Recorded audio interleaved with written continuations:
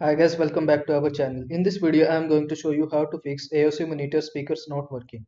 The first option you need to follow. Sometimes window can get confused when you plug in a HDMI display as it expects something like a TV, which would have speakers, so that HDMI source is selected as the sound output. Go into sound control panel in Windows and set the laptop or AOC speakers as default audio. And the second option is to adjust the AOC monitor volume settings.